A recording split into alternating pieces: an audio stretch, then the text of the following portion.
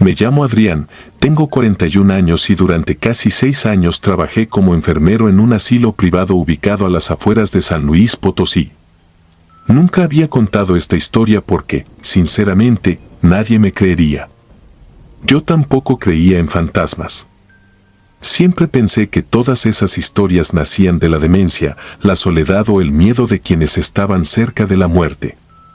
Después de lo que viví en el invierno de 2018, dejé de buscar explicaciones. El asilo ocupaba un antiguo edificio que décadas atrás había sido un pequeño hospital rural. Lo remodelaron casi por completo, aunque conservaron algunos pasillos, escaleras y habitaciones originales. Los administradores decían que era más barato reutilizar la estructura que demolerla. Las primeras semanas fueron completamente normales.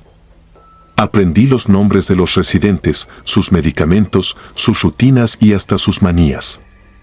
Con el paso del tiempo terminé conociendo sus historias de vida. Muchos solo necesitaban compañía. Entre todos ellos había un hombre llamado Ernesto. Tenía 92 años. Había sido maestro de secundaria durante más de 40 años y conservaba una lucidez impresionante. Era imposible hablar con él sin aprender algo. Nunca inventaba historias ni confundía fechas. Por eso lo que comenzó a decirme me inquietó desde el principio. Una madrugada, mientras le revisaba la presión, me preguntó si yo también la había visto. Pensé que hablaba de alguna enfermera nueva. Negué con la cabeza. Entonces me respondió algo que todavía recuerdo palabra por palabra. La mujer del uniforme antiguo, la que entra cuando todos duermen. Sentí un ligero escalofrío, aunque intenté mantener la calma. Le pregunté cómo era. Me dijo que llevaba un uniforme blanco amarillento, de esos que usaban las enfermeras en los años 60. Su cabello estaba perfectamente recogido y sonreía como si conociera a cada paciente desde hacía años. Lo extraño era que nunca abría las puertas. Simplemente aparecía dentro de las habitaciones. No caminaba. Parecía deslizarse sobre el piso. Le pregunté si hablaba con ella. Respondió que jamás. Solo observaba. Y cuando sonreía a algún residente, esa persona moría antes de terminar la semana. Sonreí con educación. Pensé que era otra historia nacida de la imaginación. Sin embargo, 4 días después falleció una señora llamada Elvira. 2 noches antes me había dicho exactamente lo mismo. La enfermera me acomodó la almohada. Lo dijo completamente convencida. Después murió mientras dormía. La coincidencia comenzó a incomodarme. Durante los meses siguientes sucedió algo parecido con otros residentes. No eran muchos. Pero todos describían exactamente a la misma mujer. Nadie cambiaba un solo detalle. Ni la ropa. Ni el rostro. Ni aquella sonrisa inmóvil. Lo inquietante era que varios de ellos jamás convivieron entre sí. Vivían en diferentes alas del edificio. Algunos incluso padecían problemas auditivos severos y casi no hablaban con nadie. Aún así describían a la misma enfermera. Una noche decidí revisar los antiguos archivos del edificio. El administrador guardaba cajas llenas de documentos del viejo hospital. No buscaba demostrar nada. Solo quería tranquilizarme. Después de casi 2 horas encontré una fotografía tomada durante la inauguración del hospital en 1964.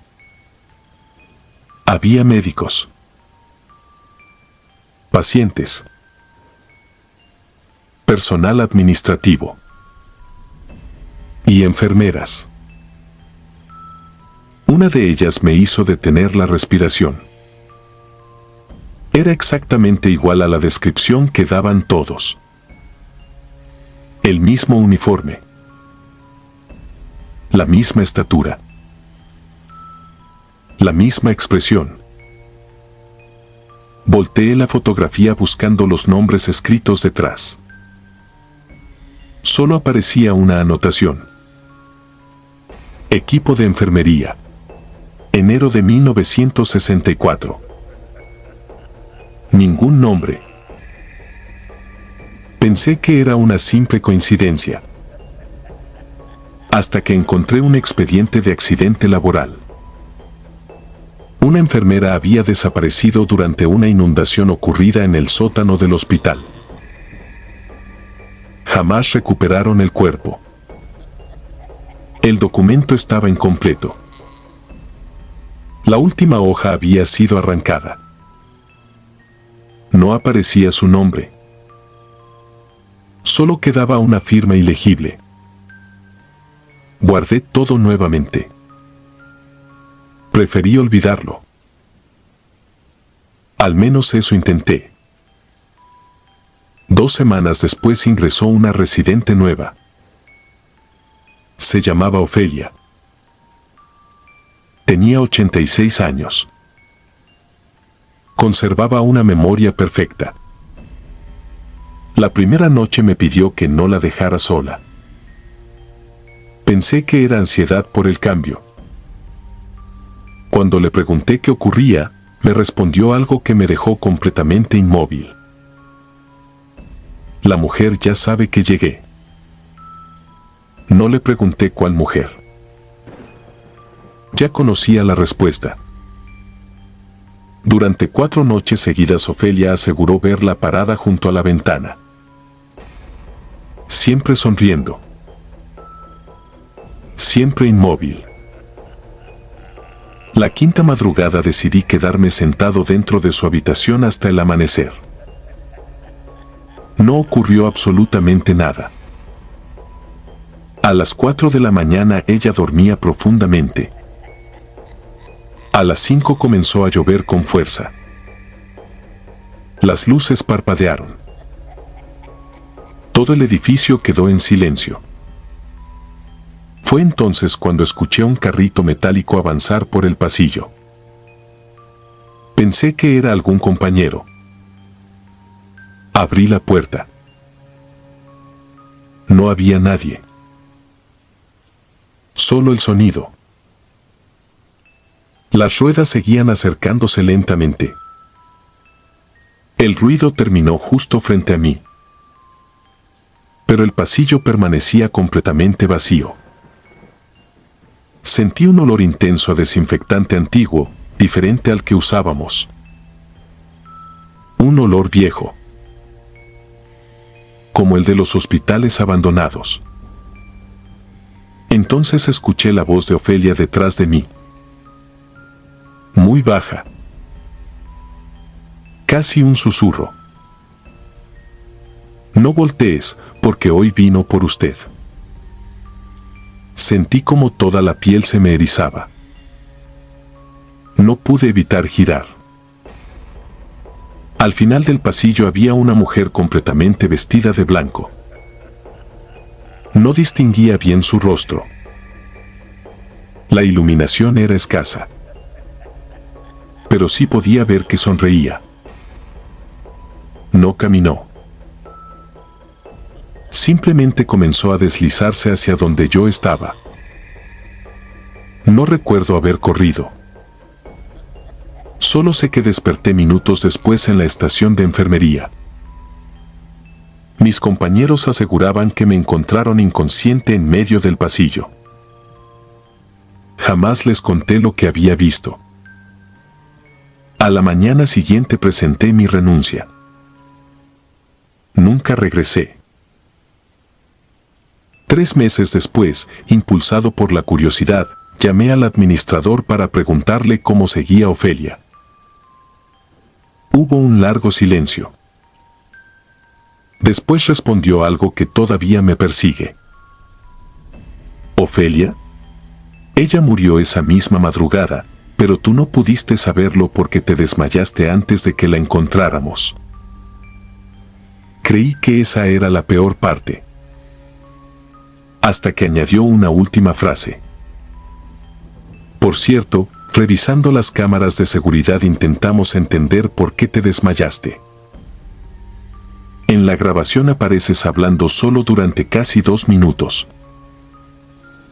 Luego levantas la mano, como si alguien te estuviera acomodando el cuello del uniforme. Y antes de caer al piso, sonríes exactamente igual que la enfermera de la fotografía tomada en 1964. Nunca pedí ver ese video.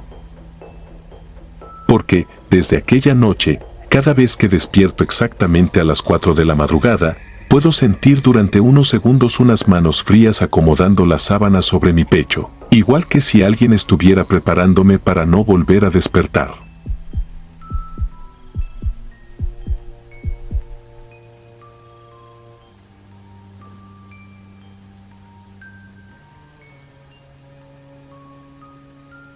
Mi nombre es Adriana Salcedo y durante 4 años trabajé como auxiliar de enfermería en un asilo privado ubicado en las afueras de Saltillo, Coahuila. Lo que voy a contar ocurrió en noviembre de 2017, durante una temporada especialmente fría. Hasta ese momento yo no creía en fantasmas ni en maldiciones. Había visto morir a suficientes personas como para entender que la muerte, por dolorosa que fuera, tenía explicaciones médicas. Eso pensaba antes de conocer la habitación 16. El asilo había sido construido sobre una antigua casa de reposo administrada por religiosas. Era un edificio amplio, de muros gruesos, techos altos y tuberías antiguas que se quejaban durante la noche. La habitación 16 se encontraba al final del ala norte, en un pasillo que siempre olía a tierra mojada, aunque no hubiera ventanas abiertas ni filtraciones visibles. Cuando comencé a trabajar allí, el cuarto estaba ocupado por la señora Elvira Mondragón, una mujer de 89 años que padecía demencia avanzada. Elvira casi nunca hablaba.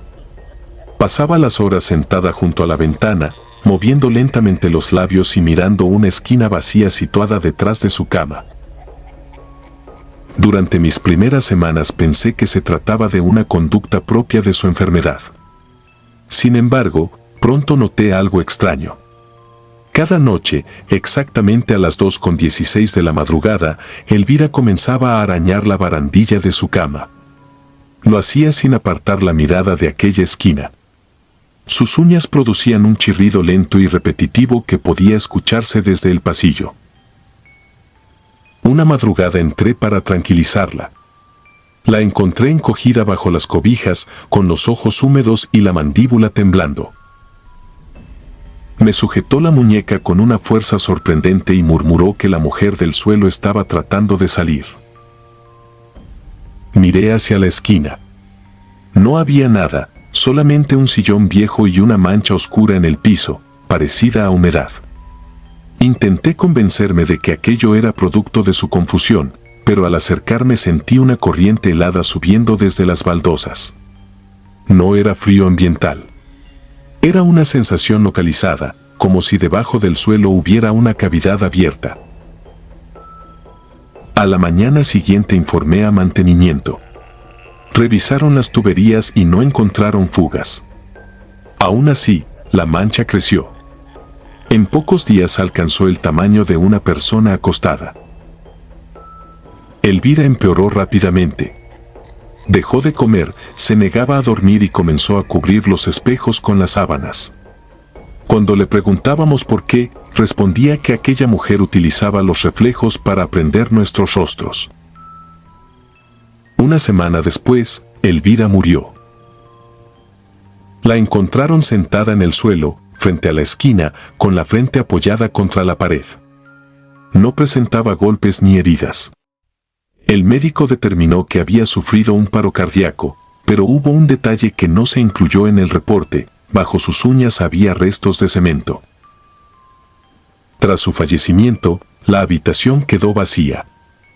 La directora ordenó que se limpiara y se pintara. 2 empleados retiraron el sillón y descubrieron que una de las baldosas estaba agrietada. Al levantarla encontraron un hueco estrecho y, en el fondo, un trozo de tela amarillenta. La directora exigió que lo cubrieran de inmediato. Su reacción me pareció extraña. No quiso llamar a la policía ni permitir que continuaran excavando. Solo dijo que el edificio era antiguo y que no debíamos crear problemas donde no los había. Esa misma noche me asignaron el ala norte. Cerca de las 2 de la mañana escuché el chirrido de unas uñas raspando metal. Provenía de la habitación 16. La puerta estaba cerrada con llave. Me quedé inmóvil frente a ella mientras el sonido continuaba al otro lado. Luego escuché una respiración, profunda y húmeda, como si alguien aspirara aire con los pulmones llenos de líquido. Abrí. El cuarto estaba vacío, pero la cama se encontraba hundida en el centro, como si una persona invisible estuviera sentada sobre el colchón. La mancha del suelo había reaparecido, más negra y brillante. De ella salía un olor dulzón, parecido al de la carne descompuesta. Entonces vi algo debajo de la cama. Era una mano. Los dedos, delgados y grisáceos, se aferraban al borde inferior del colchón. Pensé que alguien se había escondido allí, así que retrocedí y encendí todas las luces. La mano desapareció, pero el colchón comenzó a levantarse lentamente desde abajo. Corrí hacia el pasillo y llamé al guardia. Cuando regresamos, todo parecía normal. Sin embargo, sobre la pared había aparecido una frase escrita con marcas de uñas. Elvira no era la primera. La directora me obligó a guardar silencio. 2 días después renuncié, pero antes de irme busqué los archivos antiguos del asilo. En una carpeta de 1984 encontré la fotografía de una residente desaparecida llamada Catalina Robles. Según el informe, la mujer había escapado durante la noche y jamás fue encontrada. Su habitación era la número 16. La fotografía me dejó sin respiración. Catalina tenía el mismo rostro que Elvira. No se parecían. Eran idénticas. Tiempo después supe que remodelaron el ala norte. Al retirar el piso de la habitación encontraron los restos de 7 mujeres apilados bajo los cimientos. Una de ellas llevaba uniforme de enfermera. La policía intentó localizar a la antigua directora, pero había desaparecido. Desde entonces han pasado casi 9 años. Ahora trabajo en una clínica y procuro no pensar en aquello. Sin embargo, hace 3 noches desperté a las 2:16 de la madrugada por un ruido debajo de mi cama. Era el sonido de unas uñas raspando el suelo. No tuve valor para mirar. A la mañana siguiente encontré una mancha oscura en la esquina de mi habitación. Sobre ella había un pedazo de tela amarillenta y una fotografía vieja. En la imagen aparecían las 7 mujeres encontradas bajo el asilo. Detrás de ellas estaba yo. Vestía un uniforme antiguo y sostenía una pala entre las manos. Suscribirte y darle like ayuda mucho a este canal. Si ya has escuchado mi contenido antes, te ha gustado y estás disfrutando lo que escuchas en este sector, te agradeceré que presiones el botón de suscribirse. Sin más interrupciones, continuamos.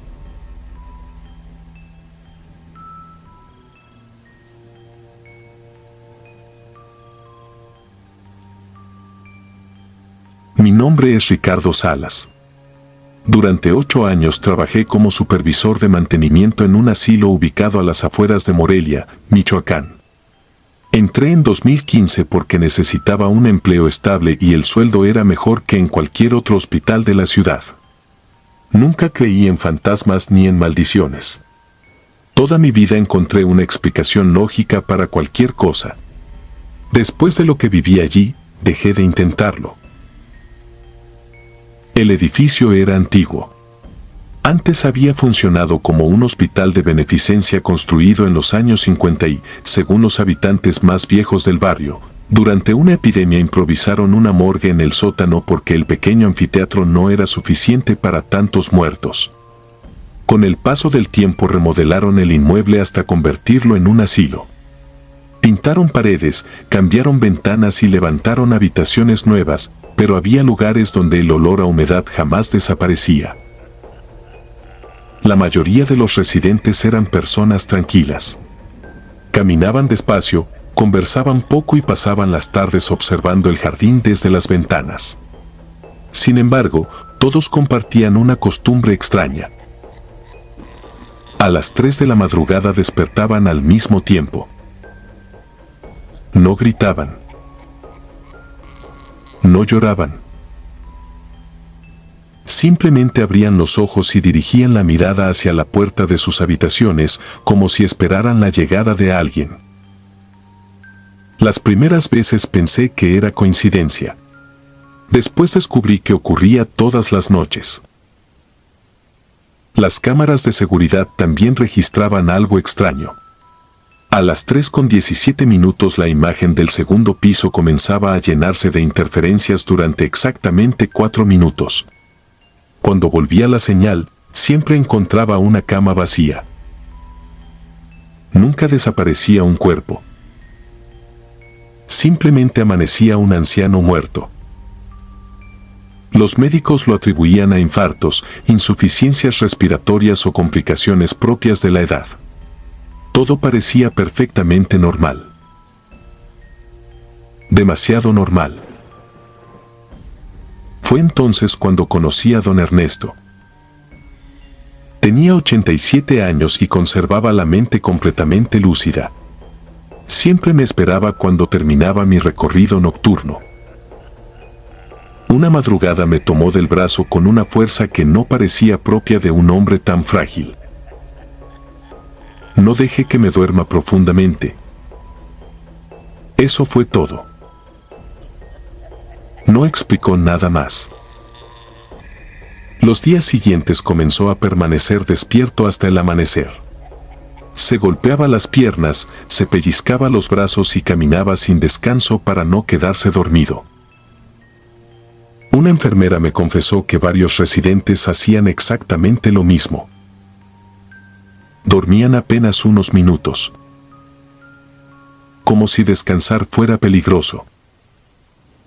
Comencé a revisar expedientes antiguos. Encontré decenas de reportes donde diferentes ancianos describían la misma experiencia. Todos hablaban de una respiración debajo de sus camas. No decían que alguien caminara por el cuarto. No mencionaban sombras. Solo afirmaban que, después de la medianoche, escuchaban a alguien respirar lentamente debajo del colchón. Y mientras esa respiración aumentaba, la suya comenzaba a debilitarse. Al principio me pareció una sugestión colectiva. Hasta que decidí comprobarlo. Esperé mi turno nocturno del viernes. Coloqué una pequeña cámara debajo de la cama de don Ernesto y otra frente a la puerta. A las 3:16 ocurrió el apagón de siempre. Las luces parpadearon. Los monitores cardíacos emitieron un pitido agudo. Las cámaras dejaron de grabar. Entonces escuché la respiración. No provenía del pasillo. Venía del piso.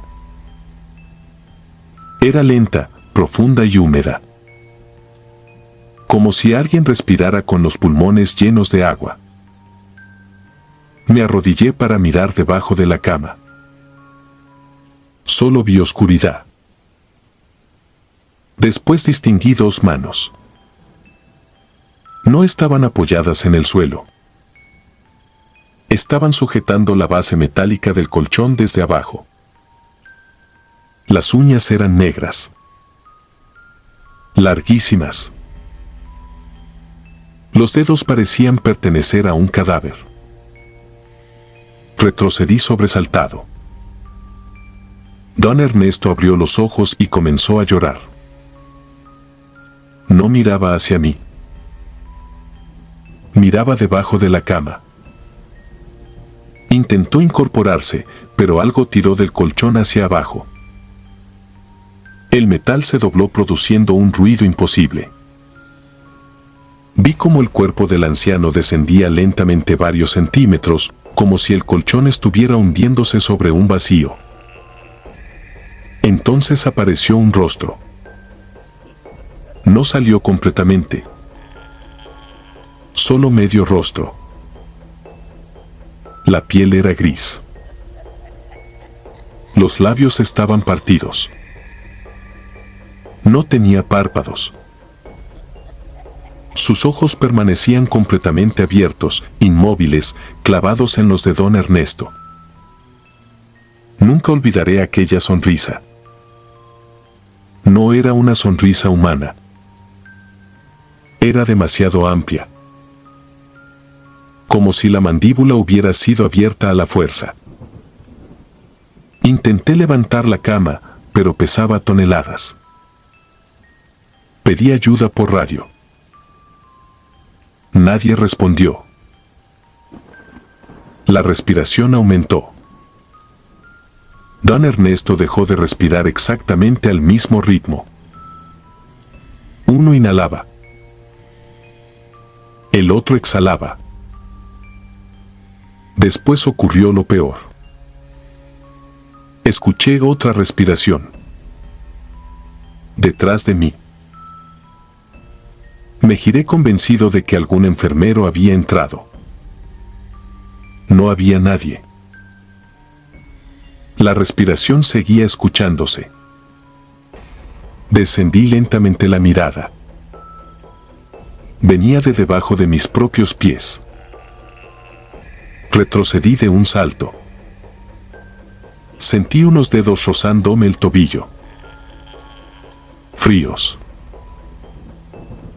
Ásperos. Humanos. Cuando llegaron los demás empleados, encontraron a don Ernesto muerto. El médico certificó un paro respiratorio. Jamás mencioné lo que había visto. Nadie me habría creído. Esa misma semana renuncié. Antes de marcharme decidí revisar los planos originales del edificio. Descubrí que el segundo piso no existía cuando funcionaba como hospital. Había sido construido exactamente sobre la antigua morgue donde permanecían los cadáveres durante las epidemias. La última página del archivo contenía una anotación escrita a mano. No tenía firma. Solo una advertencia. Nunca dejen camas encima de este lugar. Ellos siguen buscando un cuerpo donde terminar de respirar. Han pasado más de 10 años. Nunca regresé al asilo. Intenté olvidar todo aquello. Lo estaba consiguiendo. Hasta hace 3 noches. Desperté a las 3:17 de la madrugada. Mi habitación estaba completamente en silencio. Entonces escuché una respiración lenta debajo de mi cama. No me atreví a mirar. Permanecí inmóvil hasta que dejó de escucharse. Pensé que había terminado. Me equivoqué. Porque unos segundos después, esa misma respiración comenzó a salir desde abajo de mi almohada, justo detrás de mi cabeza. Y comprendí algo que todavía me impide dormir. Aquello nunca vivió en el asilo. Solo esperaba encontrar a alguien dispuesto a llevarlo consigo.